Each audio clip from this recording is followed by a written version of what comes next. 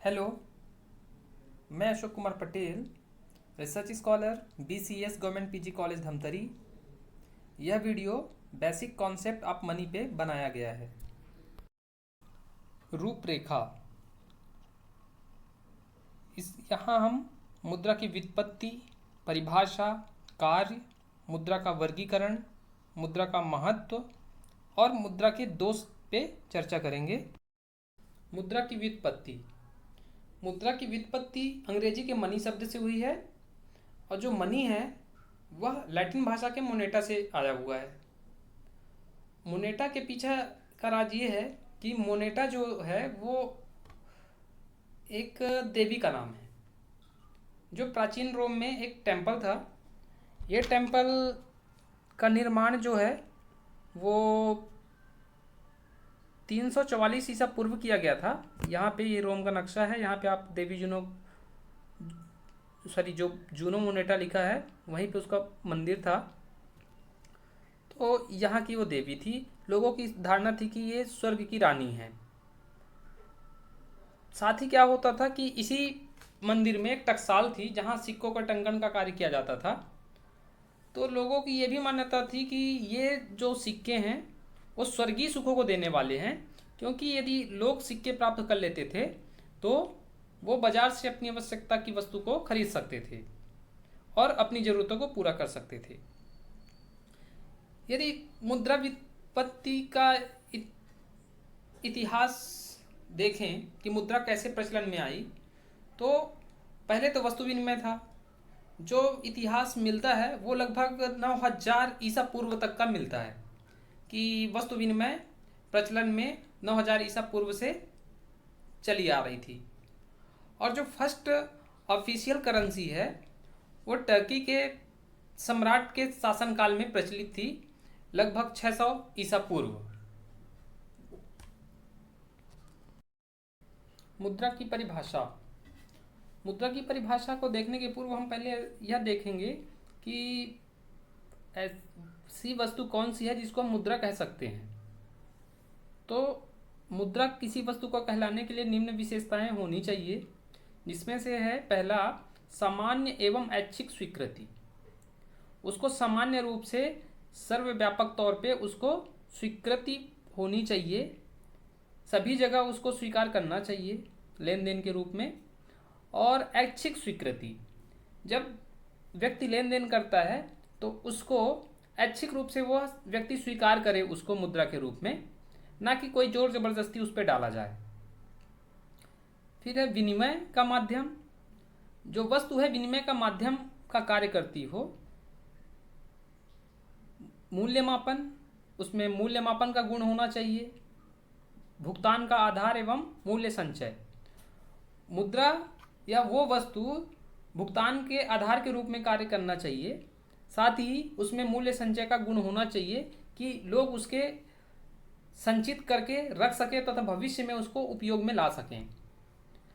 कुछ अर्थशास्त्री हुए हैं जिन्होंने मुद्रा की परिभाषाएं दी हुई हैं, जिनमें सेलिगमैन ने कहा के अनुसार मुद्रा की परिभाषा, मुद्रा वह वस्तु है जिसे सामान्य स्वीकृति प्राप्त हो।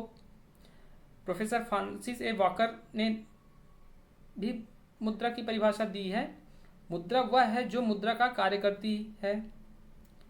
नैप, कोई भी वस्तु जो राज्य द्वारा मुद्रा घोषित कर दी जाती है मुद्रा कही जाती है। प्रोफेसर हार्टे विदर्स, मुद्रा वह सामग्री है जिससे हम वस्तुओं का क्रय विक्रय करते हैं। एवं प्रोफेसर मार्शल, मुद्रा में वे सभी वस्तुएं सम्मिलित होती हैं जो किसी समय अथवा स्थान पर बिना किसी संदेह अथवा जांच के वस्तुओं एवं सेवाओं को खरीदने तथा व्यय का भुगतान करने के रूप में ग्रहण की जाती है। एवं और अन्य अर्थशास्त्री हुए हैं जिन्होंने मुद्रा की परिभाषा दी हुई है। मुद्रा के कार्य। मुद्रा के प्रमुख रूप से यदि हम कार्य को विभक्त करें तो 4 रूप में कर सकते हैं: आधारभूत कार्य, सहायक कार्य, आकस्मिक कार्य एवं अन्य कार्य। सर्वप्रथम हम आधारभूत कार्य के रूप में देखें तो मुद्रा के आधारभूत कार्य 2 हैं: विनिमय माध्यम का कार्य और दूसरा है मूल्यमापन का कार्य। तो वस्तु विनिमय में क्या होता था, काफ़ी समस्याएं थी जिसको मुद्रा ने आसान बना दिया है। पहले क्या होता था कि यदि वस्तु विनिमय के प्रचलन में दो व्यक्ति यदि आपस में वस्तुओं को एक्सचेंज करना चाहते हैं तो उससे पहले की शर्त यह है कि दोनों के व्यक्ति के पास एक दूसरे की आवश्यकता की चीज़ें हों और वे उसे आपस में बदलने के लिए तैयार हों। लेकिन यह हमेशा पॉसिबल नहीं होता, तो मुद्रा ने इसको आसान बना दिया है कि एक व्यक्ति है, उसके पास मुद्रा है, वो ज़रूरत की चीज़ें बाजार में खरीद सकता है, और दूसरा व्यक्ति है जो वस्तु बेचना चाह रहा है, वो बाजार में बेच सकता है और बदले में मुद्रा प्राप्त कर सकता है। दूसरा है इसी का मूल्यमापन का कार्य। तो वर्तमान में क्या है कि मुद्रा ने मूल्यमापन के कार्य को आसान बना दिया है, क्योंकि वर्तमान में जितनी भी वस्तुएं या सेवाएं हैं उनको मुद्रा के रूप में मापा जा सकता है। दूसरा है सहायक कार्य। सहायक कार्य के अंतर्गत है पहला, स्थगित भुगतान का आधार। मुद्रा में क्या होता है, एक प्रमुख तत्व है कि इसमें स्थिरता होती है, टिकाऊपन होता है और सामान्य स्वीकृति होती है। मुद्रा को काफ़ी लंबे समय तक आप रख सकते हैं या हमेशा के लिए रख सकते हैं। टिकाऊपन ये हुआ, साथ ही साथ सामान्य स्वीकृति, जो मुद्रा है सभी जगह स्वीकार की जाती है, जिसके कारण हम जो पुराने भुगतान हैं जिनको हम उधारी कहेंगे, उसको हम भविष्य में मुद्रा के रूप में उन उधारियों से मुक्ति पा सकते हैं, उधारियों को चुकता कर सकते हैं। मूल्य संचय का साधन। मुद्रा का प्रमुख गुण है कि इसको आप लंबे समय तक संचित करके रख सकते हैं। बाकी जो चीज़ें हैं वो नाशवान हैं, हो सकता है कि एक समय के बाद वो अपना मूल्य खो दें, लेकिन मुद्रा में टिकाऊपन होता है और साथ ही साथ बाकी चीज़ों की तुलना में स्थिरता होती है, तो ये संचय को आसान बनाता है। नेक्स्ट है मूल्य हस्तांतरण का साधन। मुद्रा में क्या होता है कि इसमें मूल्य हस्तांतरण का साधन होता है। यदि आपके पास कोई वस्तु है तो उसके मूल्य को आप या अनुमान लगा के बेच सकते हैं, बदले में मुद्रा प्राप्त कर सकते हैं, तो अपनी चीज़ों को मुद्रा के माध्यम से हस्तांतरित कर सकते हैं। साथ ही यदि आपके पास मुद्रा है तो किसी जगह किसी वस्तु है या कोई, जैसे कि एग्जाम्पल के तौर पे घर है, पूंजी है घर के रूप में, तो आप मुद्रा का अदला बदली करके घर को आप खरीद सकते हैं मुद्रा के माध्यम से। तो इस प्रकार से हस्तांतरण को आसान बना देता है कि किस रूप में हस्तांतरण करें। ये वस्तु विनिमय के समय बहुत जटिल समस्या थी। मुद्रा के आकस्मिक कार्य। साख का आधार। मुद्रा जो है साख का आधार है, जिसके पास ज़्यादा मात्रा में मुद्रा है उसकी साख ज़्यादा है। बैंक उसको आसानी से ऋण उपलब्ध करवा देते हैं, साथ ही साथ आपको चेक सुविधा प्रदान कर दी जाती है। ये सब चीज़ें हैं। नेक्स्ट है आय का वितरण। मुद्रा ने क्या किया है कि उत्पादन के जब किसी वस्तु का उत्पादन किया जाता है तो उत्पादन के साधन जो उस पर लगे हुए होते हैं, तो बाद में उनके पारिश्रमिक के रूप में कुछ ना कुछ देना होता है। यदि हम जिस चीज़ के निर्माण या उत्पादन उनके द्वारा किया जा रहा है उसी चीज़ को उसमें बांटे, तो हो सकता है कि उनको उस चीज़ की ज़रूरत उतनी मात्रा में ना हो जितना कि वो उनको प्राप्त होती है। तो हम क्या करते हैं, उनके द्वारा वस्तु का जो निर्माण किया गया है उसको बाजार में बेचते हैं, बदले में हम उनको मुद्रा के रूप में उनकी पारिश्रमिक देते हैं। तो मुद्रा ने यह आसान बना दिया है, उत्पादन के साधनों में उनके जो हिस्सा है उसको हम आसानी से वितरण कर सकते हैं।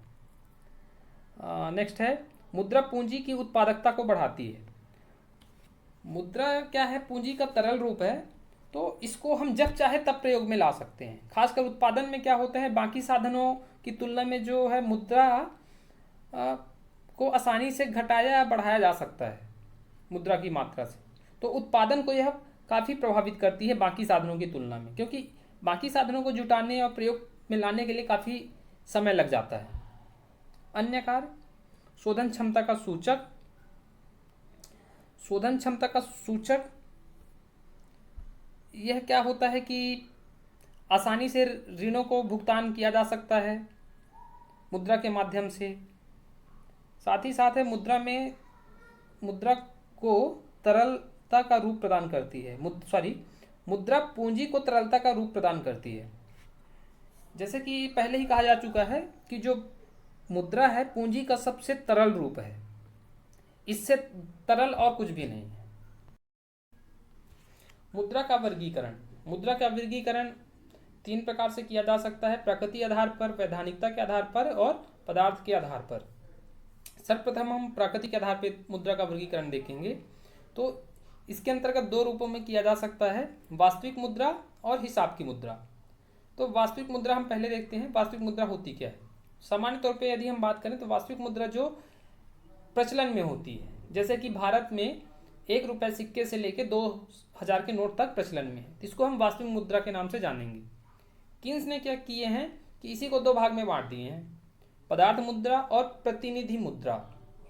तो पदार्थ मुद्रा जो है का तात्पर्य ये होता है कि उसमें अंकित मूल्य और उस पदार्थ का मूल्य जिससे वो मुद्रा बनी है दोनों आपस में बराबर होते हैं। जैसे कि सोने के सिक्के सोने से बने होते हैं और उस पर जितना अंकित मूल्य होता है उतने उस सोने को यदि पिघला के बेचा जाए तो उतनी ही मुद्रा प्राप्त की जा सकती है। दूसरा है प्रतिनिधि मुद्रा। इसका आशय ये होता है कि अंकित मूल्य और वास्तविक मूल्य में कोई संबंध नहीं होता।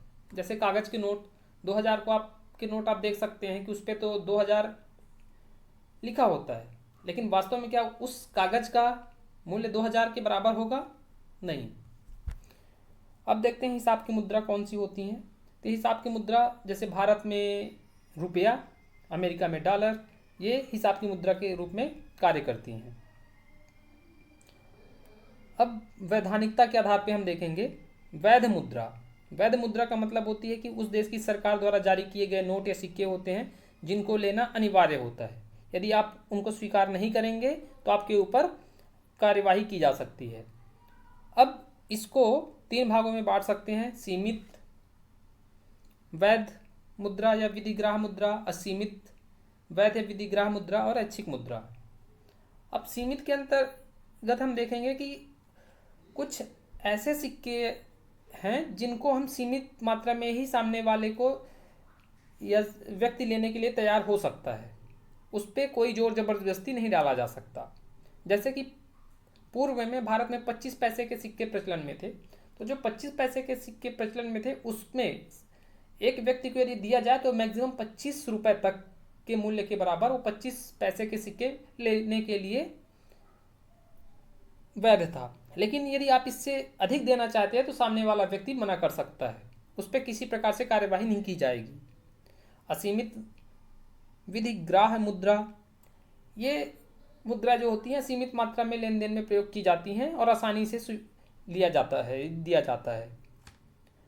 ऐच्छिक मुद्राएं, ऐसी मुद्राएं, कुछ मुद्राएं ऐच्छिक होती हैं जिनको लेना इच्छा के ऊपर निर्भर करता है। जैसे कि चेक वगैरह हो गया, सामने वाला व्यक्ति यदि आप पे भरोसा करता है तो आपके चेक ले लेगा, या फिर उसका मन है कि चेक ना ले आपसे तो नहीं लेगा, इस पर कोई जबरदस्ती नहीं डाला जा सकता। नेक्स्ट है पदार्थ के आधार पर मुद्रा। धातु मुद्रा, जैसे कि धातुओं से जो बने होते हैं। प्राचीन समय में क्या था कि वस्तु विनिमय के जस्ट बाद सिक्के चले, चाहे धातु के सिक्के हों, धातु के सिक्के के रूप में आप देखेंगे कि सोने के सिक्के, चांदी के सिक्के और पीतल या जो भी वस्तुएं हैं उनके सिक्के और नेक्स्ट है कागजी मुद्रा। कागजी मुद्रा जो वर्तमान में प्रचलित है, ये सर्वप्रथम चीन ने प्रचलन में लाया था कागजी मुद्रा के रूप में, कागज के नोटें।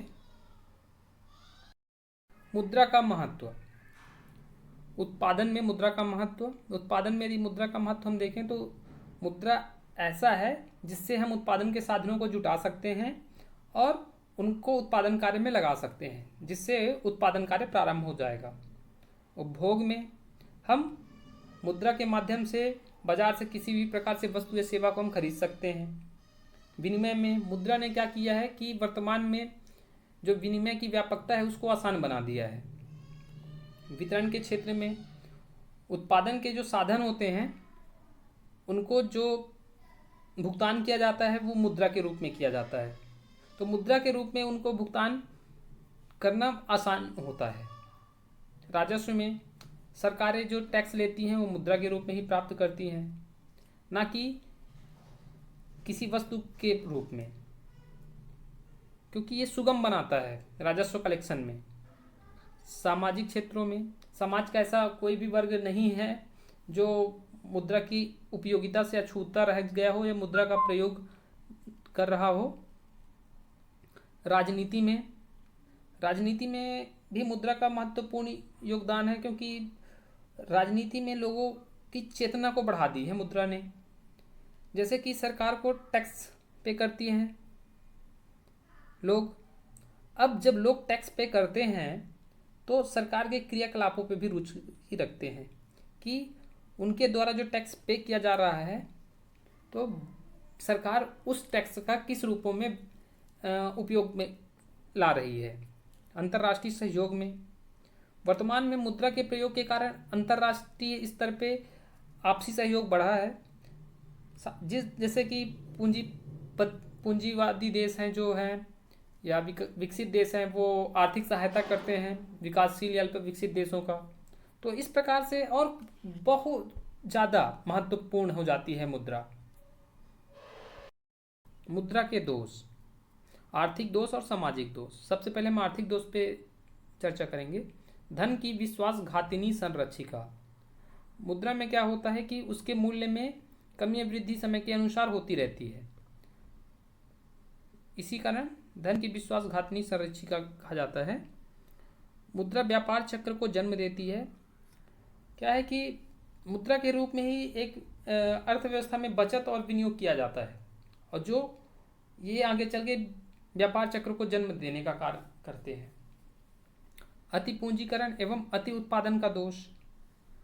मुद्रा के कारण ही ये पूंजीवाद और अति पूंजीकरण एवं अति उत्पादन का दोष आया है।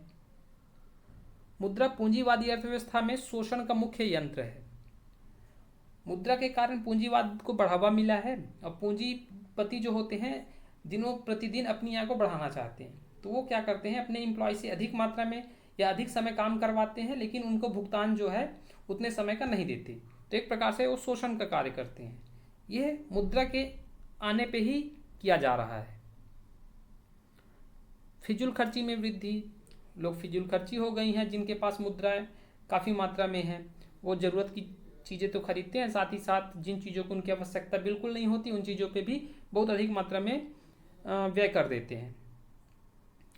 सेविका नहीं स्वामिनी बन गई है। वर्तमान में जो है कि मुद्रा का क्या है कि मुद्रा व्यक्ति के लिए बनी है, ना कि मुद्रा के लिए व्यक्ति बना है, लेकिन वर्तमान में उल्टा हो जाता है। मुद्रा को पाने के लिए आदमी कुछ भी करने के लिए तैयार है। सामाजिक दोष के रूप में देखें तो शोषण, जब से मुद्रा आई है तब से शोषण की प्रवृत्ति काफ़ी बढ़ी है। असामाजिक प्रवृत्तियों के कार्यों में वृद्धि, लूटमार, चोरी डकैती, इस प्रकार से कार्यों में भी वृद्धि हुई है। नैतिक मूल्यों का ह्रास। वर्तमान में क्या है कि मुद्रा के कारण आदमी जो अनैतिक कार्य होते हैं उससे भी पीछे नहीं हटते, तो इस प्रकार से मुद्रा के दोष हैं। Thank you.